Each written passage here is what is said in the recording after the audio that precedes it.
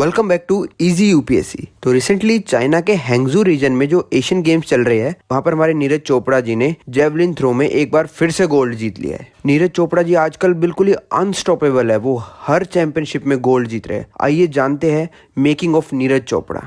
तो बेसिकली नीरज चोपड़ा जी का जन्म पानीपत हरियाणा में हुआ था। उसके बाद उनकी स्कूलिंग वहीं लोकल अपने पानीपत से हुई थी। उसके बाद उनकी ग्रेजुएशन हुई थी चंडीगढ़ से। अब बात करते हैं उनका जेवलिन थ्रो का करियर कैसे शुरू हुआ।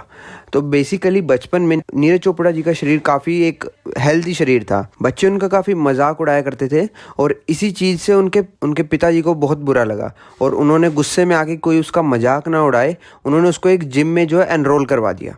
तो वैसे ही जिम के बाद एक दिन वो किसी स्टेडियम में खेलने के लिए गए थे, तो वहाँ पे उन्होंने जेवलिन थ्रोअर्स को देखा। उनको बड़ा वो इंटरेस्टिंग लगा, तो उन्होंने भी अपना भाला फेंकने की ऐसे ट्राई किया। उसके बाद उनको इस चीज़ में काफ़ी मज़ा आने लगा। उन्होंने खुद को जो है मतलब अपने पेरेंट्स को कहा और फिर उन्होंने स्पोर्ट्स अथॉरिटी ऑफ इंडिया का जो पानीपत में सेंटर है वहाँ पे खुद को एनरोल करवा के और इसी चीज़ की जेवलिन थ्रो की थोड़ी प्रैक्टिस शुरू कर दी। अभी वो जस्ट एक छोटे बच्चे थे, 11-12 साल के। उन्हें ज़्यादा नहीं पता था कि ये कल को मैं एक इतना बड़ा जेवलिन थ्रोअर बनूंगा कि मैं इंडिया का one and only javelin throw में ओलंपिक्स में गोल्ड तक लेके आऊँगा। Sports Authority of India Panipat में अपनी प्रैक्टिस वगैरह शुरू करने के बाद उन्होंने जो है बिना ही किसी ट्रेनिंग के मतलब अपने बिगिनिंग डेज में इनिशियल डेज में ही 40 मीटर तक भाला फेंका था, जो जिसे उनके कोच देख के काफ़ी वहाँ पे जो कोचेस थे उनमें से एक जिनका नाम था चौधरी जी, उन्होंने उनकी ये 40 मीटर की थ्रो देखी तो उनको परख हो गई कि ये सच में टैलेंटेड लड़का है, अगर इस पे मेहनत करेंगे ये कल को बहुत कुछ जीत जाएगा। और वैसा ही हुआ। उनको अपने पहले कोच मिले, तो कुछ दिन अपने कोच के साथ प्रैक्टिस करने के बाद ट्रेनिंग के बाद नीरज चोपड़ा जी ने अपना पहला मेडल जीता और वो जीता था एक डिस्ट्रिक्ट चैंपियनशिप में और वो था एक ब्रॉन्ज मेडल। लेकिन वो इस वक्त सिर्फ 13 साल के थे। फिर उन्होंने इस चीज़ में उनकी रुचि बढ़ती चली गई। उन्होंने अपने पेरेंट्स को भी कहा कि मुझे इसी चीज़ में आगे जाना है। वैसे तो 13 साल का एक छोटा बच्चा होता है, बट स्टिल उनके पेरेंट्स ने भी देखा कि ये काफ़ी अच्छा कर रहा है जेवलिन थ्रो में। उन्होंने भी ज़्यादा उन्हें खास रोका टोका नहीं और फिर नीरज चोपड़ा जी ने खुद की प्रैक्टिस ताऊ देवीलाल स्पोर्ट्स कॉम्प्लेक्स जो पंचकुला हरियाणा में है वहाँ पर शुरू कर दी। स्पेशलाइज्ड जेवलिन के लिए कोई कोच नहीं थे, तो नीरज चोपड़ा जी और उनके एक साथी परमिंदर सिंह ने क्या किया कि एक जेच चैंपियन है जिनका नाम है जैन। बेसिकली इनका रिकॉर्ड रह चुका है 98 मीटर्स की जेवलिन थ्रो का। उन्होंने उनकी वीडियोज़ डाउनलोड की और उनके स्टाइल को कॉपी करना शुरू कर दिया। तो आप देख सकते हैं कितना इनमें जज्बा था। कोच के ना मिलने पे भी इन्होंने जो है खुद से उस चीज़ को बट छोड़ा नहीं, ये कोशिश करते गए। तो इस चीज़ का काफ़ी उनकी परफॉर्मेंस पे भी असर दिखता है। और फिर नेशनल जूनियर चैंपियनशिप्स जो लखनऊ 2012 में होती है वो गोल्ड जीतते हैं और एक नया नेशनल रिकॉर्ड 68 मीटर्स का भी क्रिएट कर देते हैं। और फिर नीरज चोपड़ा जी का इंटरनेशनल करियर शुरू हो जाता है। तो 2013 में नीरज चोपड़ा जी ने अपना पहले इंटरनेशनल कॉम्पिटिशन में पार्टिसिपेट किया और वो था वर्ल्ड यूथ चैंपियनशिप्स जो कि हुए थे यूक्रेन में। और यहाँ से तो उनकी इंटरनेशनल कॉम्पिटिशन्स में एंट्री हो गई थी।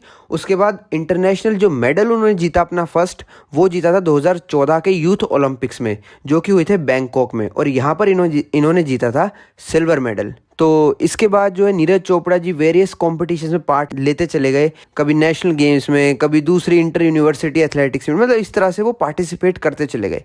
फिर एक उनके जीवन में एक जो हर एथलीट के करियर में एक टर्निंग पॉइंट आता है जहाँ पे उनका टेस्ट ऑफ टाइम होता है, जहाँ पे देखा जाता है कि क्या सच में ये बंदा इस चीज़ के पीछे पागल है या फिर ये कुछ भी मुश्किलों आने पे पीछे हट जाएगा। और नीरज चोपड़ा जी का वो समय आया 2019 में।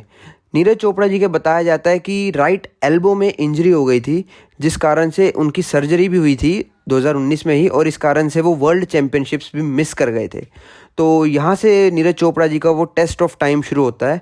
तो करीब 1 साल तक उन्होंने पटियाला में मेडिटेशन और रिहेबिलिटेटिव ट्रेनिंग की सहायता लेके खुद को रिकवर किया। मतलब उन्होंने हिम्मत नहीं हारी और उन्होंने इतने अच्छे से अपने ऊपर ध्यान दिया कि साल भर में उनकी जो राइट एल्बो में इंजरी हुई थी वो अच्छे से रिकवर होनी शुरू हो गई और उनका 2020 में फिर से इंटरनेशनल कॉम्पिटिशन्स में उन्होंने वापसी कर ली।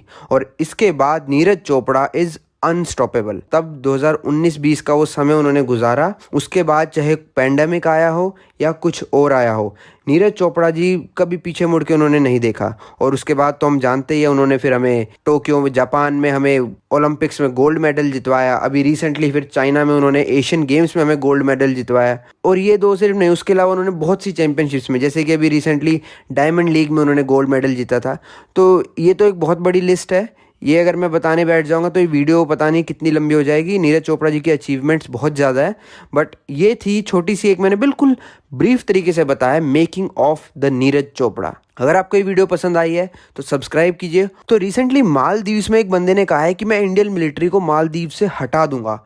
अगर आपको ये चीज़ ब्रीफ में समझनी है तो इस लेफ्ट वाली वीडियो पर क्लिक कीजिए। So this is it, see you next time.